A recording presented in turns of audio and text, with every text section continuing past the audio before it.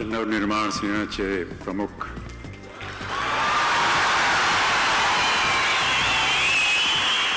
माननीय श्री राज ठाकरेजी आणि उपस्थित मान्यवर, महाराष्ट्र नवनिर्माण चित्रपट कर्मचारी सेनाला मी आजच्या दिवसची शुभेच्छा देतो आणि त्यांचा आभार मानतो की त्यांनी मला या भव्य समारंभाला आमंत्रित केला आणि मला मान सम्मान दिला।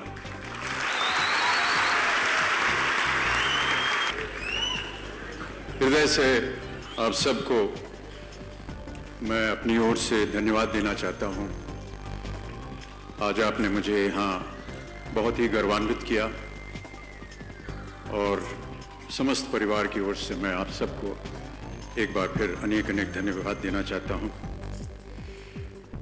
भारतीय सिनेमा को 100 वर्ष पूरे हो गए और जैसा कि अभी आपको मेरे से पूर्व वक्ता ने सब बताया कि पहली फिल्म 1913 में बनी थी दादा साहब फाल्के के हाथों, और इन 100 वर्षों में भारतीय सिनेमा में बड़ी प्रगति की। बहुत ही होनहार, उजागर निर्माता, निर्देशक, कलाकार, संगीतकार, लेखक सबको एक उत्तम दर्जा दिया भारतीय सिनेमा ने।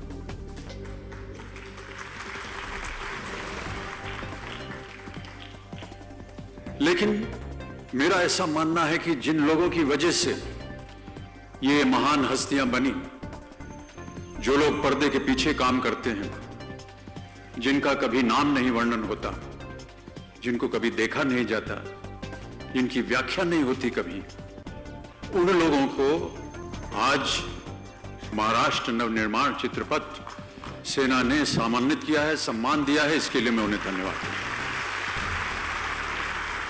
बहुत कम लोग होते हैं जो उनके बारे में सोचते हैं, और मैं ऐसा मानता हूं कि कई सालों से हम सब अपने व्यक्तिगत तौर पर ये जो कर्मचारी हैं जो नेपथ्य में काम करते हैं, व्यक्तिगत तौर पे हम इनकी सहायता करते रहते हैं, लेकिन कभी भी ऐसा कोई संगठन नहीं बना जो इनकी देखभाल कर सके। और आज जिस कार्यक्रम का निर्माण हुआ है, जब इन कर्मचारियों को उनकी इंश्योरेंस दी जाएगी, उनकी देखभाल की जाएगी, ये बहुत ही सराहनीय काम है। इसके लिए एक बार फिर मैं अनेक अनेक धन्यवाद देता हूं। कहते हैं कि कलाकार और जो खेल कूद के मैदान में लोग होते हैं उनका जीवन बड़ा सीमित होता है, क्योंकि हम सब का जीवन हमारे शरीर के ऊपर निर्भर होता है। स्पोर्ट्समैन का शरीर जब कमजोर हो जाता है तो वो स्पोर्ट्स खेलना बंद कर देता है। हमारा शरीर जब आप लोग स्वीकार नहीं करेंगे वृद्धावस्था की वजह से या कई और कठिनाइयों की वजह से, तो हम स्वीकार नहीं होते हैं। उसके बाद हमारा क्या होता है, इसके बारे में कोई सोचता नहीं। बहुत से ऐसे कर्मचारी हैं, बहुत से ऐसे कलाकार हैं जिनको मैंने स्वयं देखा है कि अपने जीवन में जब उनकी ख्याति थी बड़ी, तो सुपरस्टार थे। और इस समय मैं किसी का नाम नहीं लेना चाहता हूं, लेकिन ऐसे एक बहुत ही बड़े और बहुत ही प्रबल एक कलाकार थे 1950 की सदी में या 40 की सदी में। और जब मैं 70-80 के दशक में एक बार गाड़ी में जा रहा था तो मैंने देखा कि वो कलाकार, वो सुपरस्टार, वो महान व्यक्ति एक फटा पुराना कपड़ा पहने बस स्टैंड पर खड़ा हुआ है, और इतना कष्ट हुआ मुझे उन्हें देख करके। तो मैंने गाड़ी रोकी क्योंकि मैंने उन्हें पहचाना, कोई और पहचान नहीं रहा था उन्हें। और मैं उनके पास गया और मैंने कहा कि आइए मैं आपको जहां जाना है छोड़ देता हूं। उन्होंने कहा नहीं बेटा, ये मेरी तकदीर है, मुझे इस तरह का अब चाव नहीं है कि आप मुझे पहचानें। लोगों ने जितना मुझे स्नेह प्यार देना था वो दे दिया, अब हमारा जीवन समाप्त हो गया है, मैं ऐसे ही रहना चाहता हूं। आप किसी को बताइएगा मत कि आपने मेरी मदद की या आप मदद करना चाहते हैं। एक अहंकार होता है ऐसे कलाकारों में, गर्व होता है उनको, और कहीं ना कहीं उनका जो आत्मविश्वास होता है वो खो जाता है। ऐसे लोगों को आज ये जो संगठन बना है और जिस कार्यक्रम में हम सब आए हुए हैं, ऐसे लोगों की जो देखरेख करेगा उसकी सराहना करना मैं अत्यंत महत्वपूर्ण समझता हूं। इसलिए एक बार फिर उन्हें धन्यवाद देता हूं।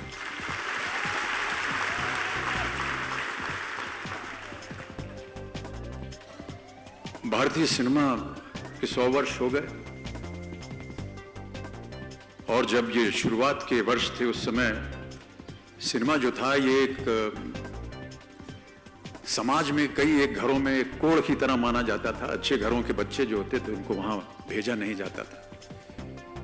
लेकिन धीरे धीरे सिनेमा ने अपना एक महत्व बढ़ाया और अब देखिए कहां पर इस स्तर पर आ गया है जब देश विदेश में भारतीय सिनेमा का नाम रोशन हो रहा है।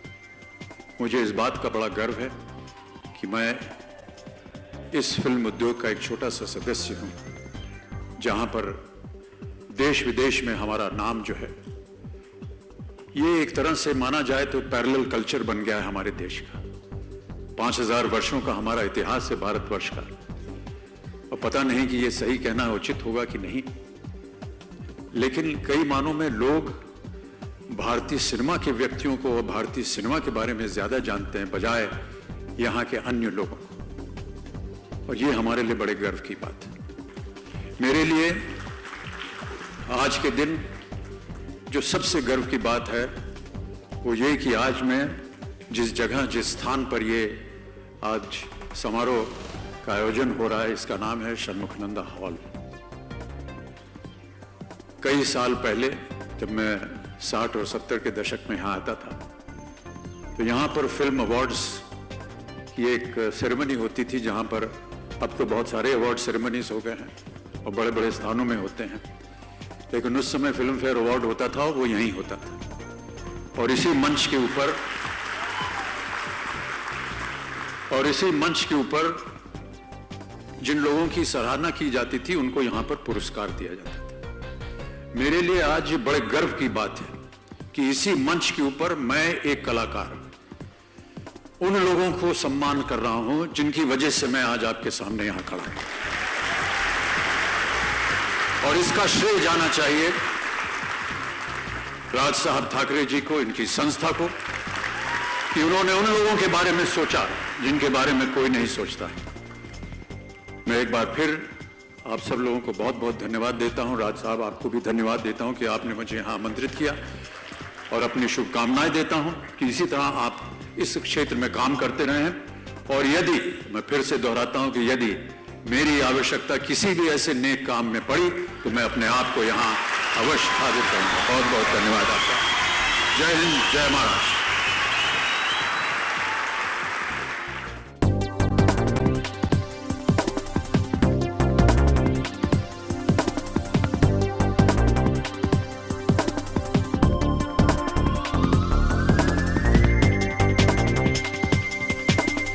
मान्यवर, वरती गेलेला माईक पहिला खालती आणला। त्या उंचीवरून बोलायची आपल्याला सवय नाही।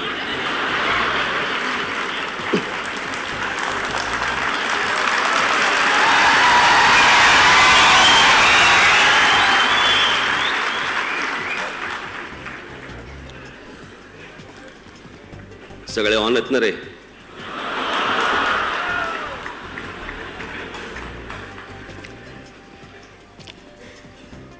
खरं तर अमेय आणि शालिनीने पहिले ते अमितजींकडे गेले, अमिताभजींकडे गेले आणि त्यांना सगळी ही गोष्ट सांगितली। मी आता त्यांना ते सांगवतो आतमध्ये, आणि नंतर येऊन मला सांगितलं की असा असा एक कार्यक्रम आपण करायचं ठरवलंय।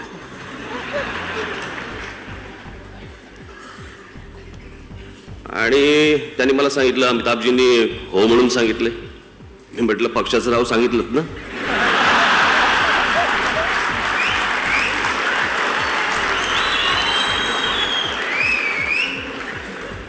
त्या कार्यक्रमाला मी येणारे सांगितलंय का?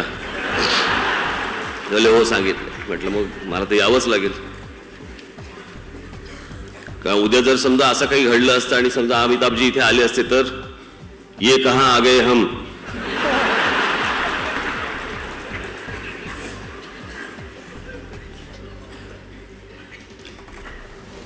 माननीय बाळासाहेब ज्यावेळेला आजारी होते त्यावेळेला अमिताभजी ज्यावेळेला त्यांना बघायला आले त्यावेळेला माझी भेट झाली होती.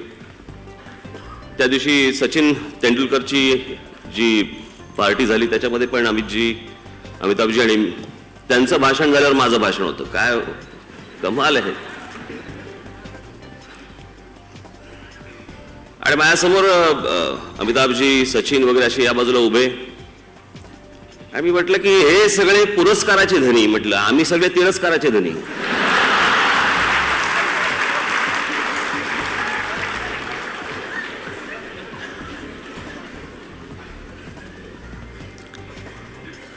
अमिताभजी आज या कार्यक्रमाला येत आहेत म्हटल्यानंतर मला अनेक पत्रकारांचे मला फोन आले. खरं की काय?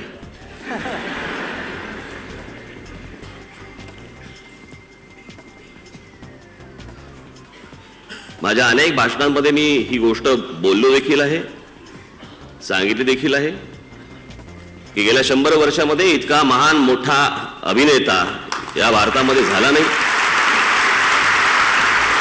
आणि परत होईल असं वाटत नाही.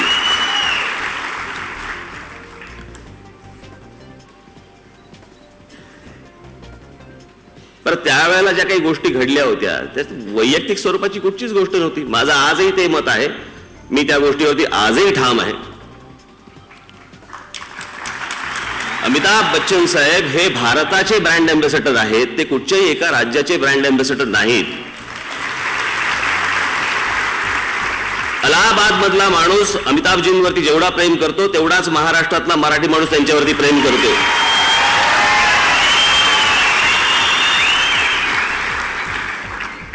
हा देश ज्यांच्यावरती प्रेम करतो, उद्या लता दीदी आहेत, सचिन तेंडुलकर आहेत, अमिताभ बच्चन साहेब आहेत, ही परमेश्वरांनी पाठवलेली माणसं.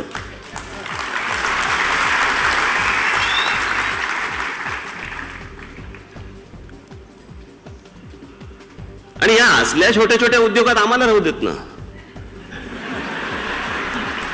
आपण या देशाची बाउंड्री तोडून जगभर गेलेले ही सर्व लोक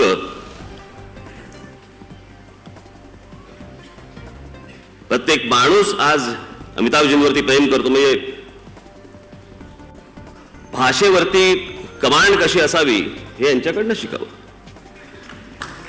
कौन बनेगा करोडपती ज्यावेळेला आपण पाहतो त्यावेळेला ज्या प्रकारचं हिंदी मी ऐकत असतो ते नेहमी,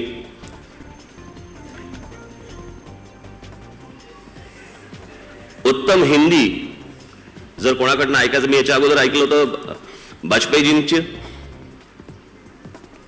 अमिताभजींचं, की हिंदी कसं असावं. नाही तर आपलं हिंदी आपण आत्ता आया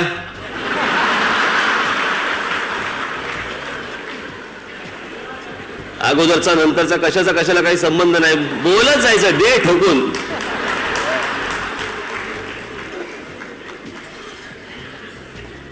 पण आज या कार्यक्रमाला अमिताभजी आवर्जून इथे आले.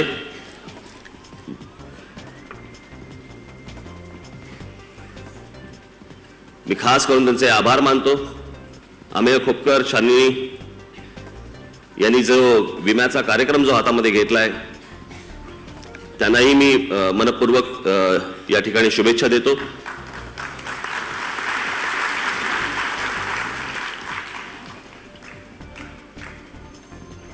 इतर गोष्टींवरती जरी मी ठाम असलो तरी ज्या काही गोष्टी होत्या त्याच्याबद्दल फक्त मी एकच सांगेन, झालं गेलं गंगेला मिळालं. ती गंगा देखील उत्तर प्रदेशमधनं वाहते. त्या गंगेवर देखील आमचं तितकंच प्रेम आहे. आणि अमिताभजी आणि सर्व इथे चित्रपटसृष्टीतले जितके काही लोक आलेले आहेत आणि आपला आशीर्वाद या सर्व लोकांच्या मागे, आमच्या सगळ्यांच्या मागे असाच राहो एवढी एक प्रार्थना करतो. आणि आपण सगळेजण आजच्या कार्यक्रमाला सगळेजण आलात याबद्दल मी पुन्हा एकदा धन्यवाद देतो. जय हिंद, जय महाराष्ट्र.